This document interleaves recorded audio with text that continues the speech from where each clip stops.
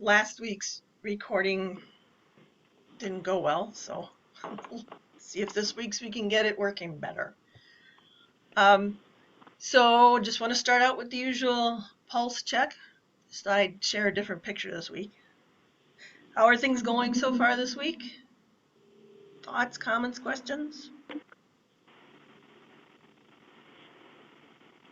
Yeah, I think this is Larry. So far, so good. I think I'm getting into a routine where I've set aside time to make sure I get all my stuff and make sure I'm looking at it daily. So yeah. Good. Kind of getting the routine too. Had a few things come up with work related here that kind of messed up my routine a little bit, but I'm getting through that. Okay. Good deal. Okay. Well, I kind of like this one. I'm actually sorry. No, go ahead. And I like this chapter. I'm actually kind of dealing with the same thing on the control side on chapter 13, working with a current salesperson. So it's kind of been actually exactly in line with what I'm working on currently. Wonderful. That's great. You know, when I first started back to school, I was a working adult, and I'd had 10 years experience in the business world, so you're kind of like taking business classes. I have experience, blah, blah, blah. But man, when I got in the classes and I started learning stuff that I could apply right away at work, it really made it a lot more interesting. Also helped the concepts to really, take root for me. So that's cool. Kind of nice.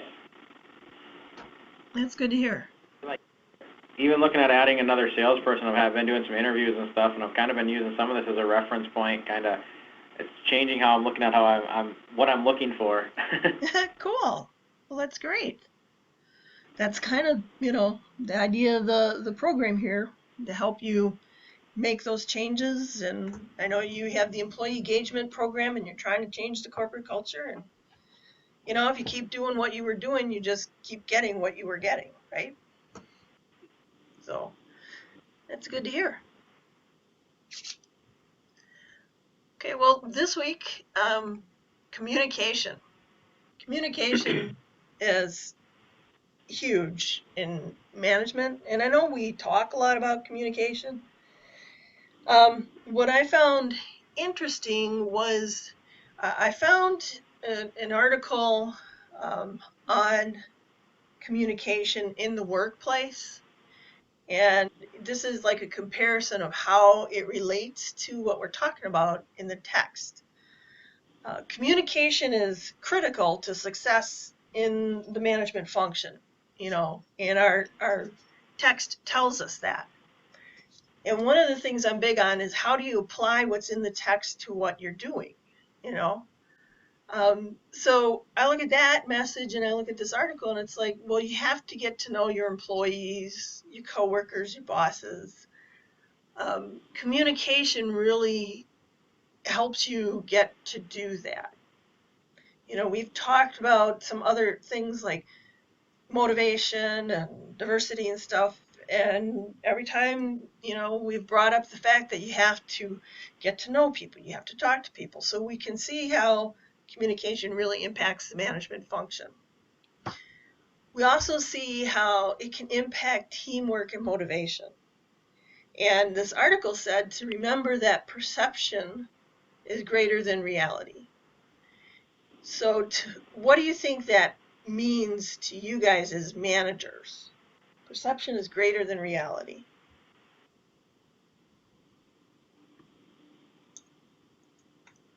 This is Jeff here. How your employees perceive information is greater than maybe what the company policy is or practice is. It's whatever their perception is what drives them. So it's important to get that perception in line with the company's expectations. Yep, I would agree with that. Any other thoughts?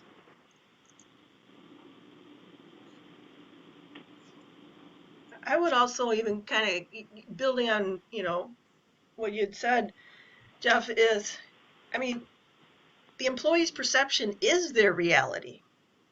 How they perceive it is how they see it, so that's what they think the reality is. And if you can, as you said, get their perceptions to be in line with what you envision the reality being, you're going to have better teamwork, you're going to have better motivated employees, because they're going to all see that same vision, and their perception is all going to be similar and in line and together.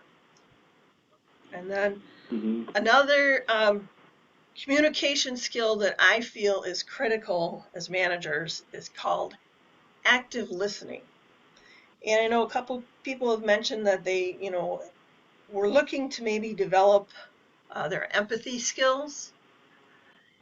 And active listening is a way to help you do that. Instead of doing all the talking, start listening to people. You can't be empathetic until you listen to people. So what are your thoughts on active listening, and how do you do that as a manager? Well, my first thought, it's hard. Mm-hmm. I think you have to mentally prepare yourself to actively listen, especially in tough situations where you may already have a prejudgment or already an expectation. Absolutely. I agree with that. And I think we often catch ourselves of maybe butting in, and at least for myself, butting in and then having to consciously stop and get back to listening to what they're saying. Yep. Any other thoughts? Anybody else try active? I think distractions also play a part of that. I think you and I have talked about it, Stephanie, prior to this, that I think I remember you saying one thing you do is you actually stand, if you're sitting down, you actually stand up and get away from your computer or whatever the distractions are, so you can focus on listening to what they have to say. Yes. Yep. Because, I sit at a desk with a laptop, and, if I get a phone call, it's really easy. Well, I'll just put it on speaker and keep working on my laptop, but then they don't have my full attention. So, right. Yep. Try to grab the phone and stand up, physically remove myself from the keyboard so I can't use the computer. Well, absolutely. So, since active listening is such an important skill, I found this resource that talks about some different listening techniques. And the first one, Larry, is kind of what you brought up, the stop thinking. You have to, the thing that I'm probably the most guilty of when I'm listening to someone is I'm already formulating my response. Instead of just listening to everything they have to say, I start building in how I want to respond. So one of the things you can do is to actively try to stop doing that. And like we were just saying, for me, sometimes it means I have to, change my physical location. So to distract myself from my distraction and really, truly focus on the person. Another thing you can do is called mirror body language. So when you're talking to somebody and if they're kind of standing there a little more relaxed and you're kind of more stiff or guarded, that actually communicates in the conversation. So if you can try to mirror whatever their body language is, it sends an unconscious message that you're on the same level in terms of communicating. Does that make sense? Yeah. No. So like if you have an employee come in and they stand at your desk and you're sitting, you should stand up when they want to talk to you. A side benefit to that is that studies show that standing is the new smoking, so or sitting is the new smoking, so we should stand and move around as much as possible. Anyway, but Or let's say you go talk to an employee and maybe they're sitting down. If possible, then, you should try and sit down. If they're standing there, kind of like with their arms crossed, maybe leaning against the wall, maybe you take a more relaxed posture talking to them. But if you mirror the body language, that communicates a message. And again, for those of you who are trying to improve empathy skills, that's one of the things you can do, because you're communicating that you understand, that person's kind of mood, so to speak. Does that make sense? Yep. The other one is called the scanning eye method. And when you want to listen to somebody, you try to look them in the eyes. But we all know that if you look somebody straight in the eyes all the time in our culture, it becomes very uncomfortable for that person. Or it's uncomfortable for you, perhaps. Something I will do is I'll actually look at like the bridge of their nose. So it looks like I'm looking at them, but I'm not really looking straight in their eyes. So like the scanning eye method is to face them and look at them, but kind of look at different parts of their face and not just straight in the eye, so that it makes you feel uncomfortable. Another technique is repeat what they've said to you as a question. So, if they come in and they're like, just as an example, I need to take this week off because I'm got a day in court for my divorce or something like that. You can repeat that as a question. Okay, so you're going to need personal time off to deal with this. And when you repeat it as a question, they have the opportunity to clarify, what it is.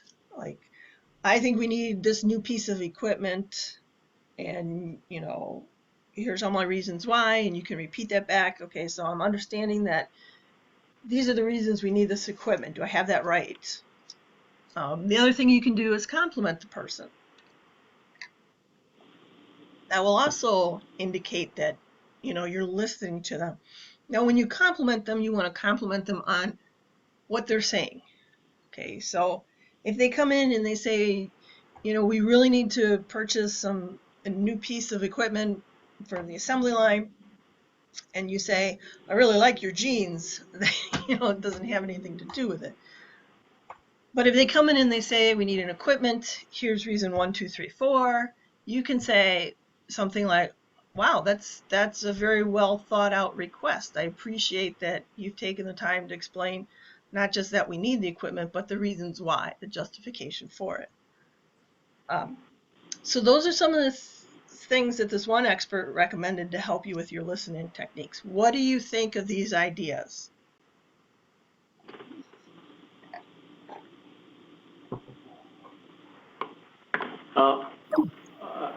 Some of them I don't practice, so mirroring their body language is an interesting concept, and probably adds a lot of value.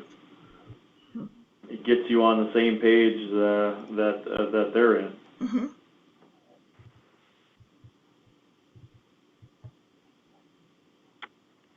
I think the repeat as a question I kind of like, because then I'll probably retain it better and probably engage myself intentionally a little bit more.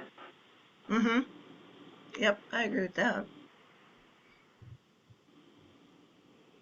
So what are some of the listening techniques you use now? What are some of the things you do? Or do you just kind of listen as a natural action? I do the compliment the person. I do that. Cool. And for me, I guess I try to repeat or phrase how I understood it, so to make sure that we're engaged on the same topic, and I'm not interpreting it differently. Mm-hmm. Does anybody else struggle with the stop thinking while the other person's speaking? Yeah, I do. That's a tough I do. one. Yeah. It really does take practice. And the other thing is, if you decide you want to try any of these things as a new way to improve your listening skills. You know, if you try it and then you don't, like say you want to try to stop thinking, and then the next thing you know, you're in the middle of a conversation and you realize, oh, I haven't been working on trying my, stop thinking. You don't want to beat yourselves up over it or something. I wouldn't let it discourage you from trying it again in the future.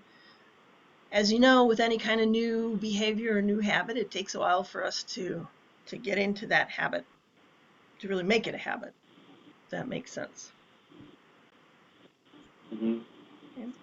Are there any other things that you guys do that aren't on this list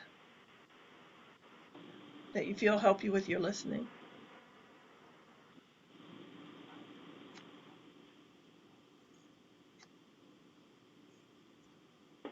I think I those take hit notes. most.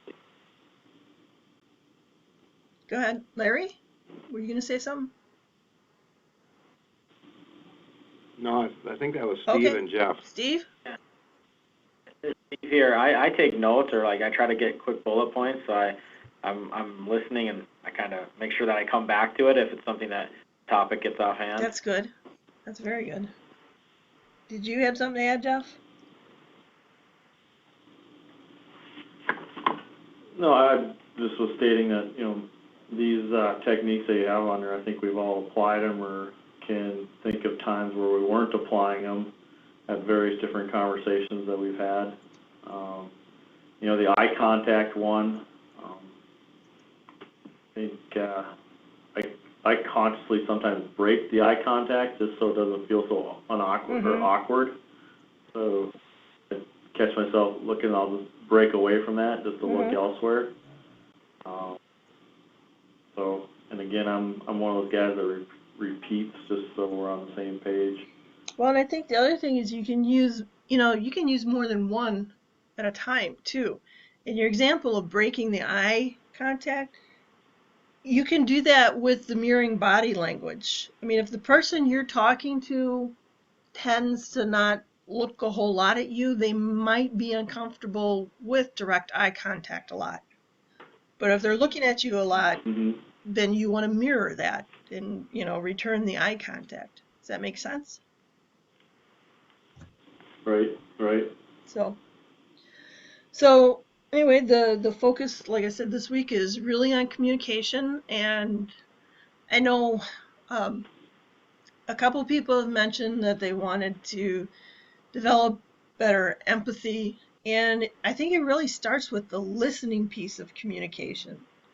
I think we're all pretty good with the sending out information part.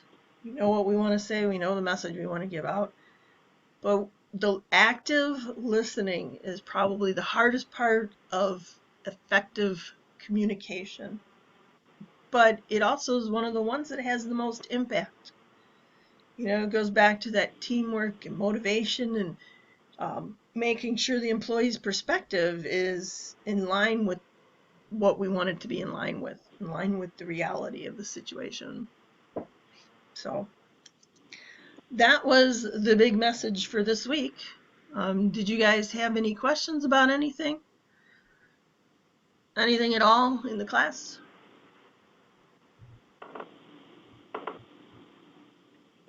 I just have a question. Okay. Sorry, Go ahead, Larry. Yeah, go ahead. I had a question on the final project Yes. that we're working on. When is that?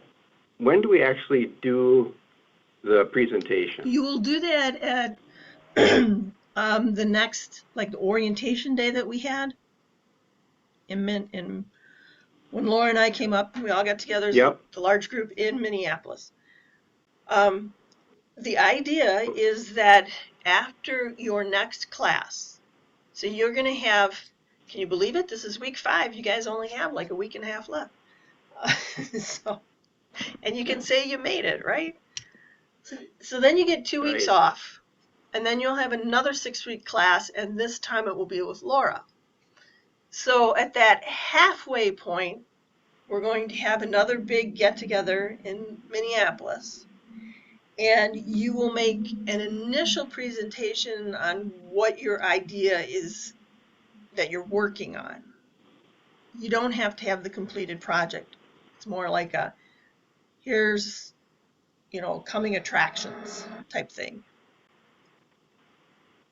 So is that after the 2-week break or before? The 2-week break coming up? Yeah, the presentation is Yes. after the 2-week It will break? be actually after your next class. So that'll be, I think, gotcha. around somewhere in December 16th was an initial date that was set out, but I know that's holiday time, so I don't know what they want to do in terms of scheduling. But yeah, so the next 2 weeks are all yours. You don't have to do anything with regard to this program. Okay? What you want to be doing right now, you want to kind of have an idea of what it is you want to work on. And if you remember at the meeting, you generated ideas. Yep. No, I know. I got the idea I'm working on. I'm just trying to get a timeline. What you want to do, what I would recommend is perhaps during the 2 weeks, think about the concepts from this course that you can apply to that project. And then you'll have 6 weeks with Laura, and that's going to be a finance class. And then there will be the group meeting, and you present your idea, and what we call cohort number 3 will be starting. So they'll have their initial orientation, and you'll be presenting your idea. Then you go through another sequence of one class, a 2-week break, and then a second class. At the end of that class, that would be your 4th class, the program's over, you've succeeded, you've completed it, and there will be yet another large group meeting in Minneapolis, and you will present your final idea to Travis and his team. Gotcha. Sure. Thank you. Other questions? I do have one, in regards to grading. I see in Unit 6 that the assignment and the quiz are more points. Does that mean it's going to encompass everything from Unit 1 through 6, or is it just a deeper dive in Unit 6? The paper that's due in Unit 6 should encompass a whole class. So when you're writing it out, you want to draw from all of the various concepts. Let me just check on this. I think the quiz is also comprehensive. And I know I should know this, but I have a lot of classes. Okay. I'm just going to do a quick check here.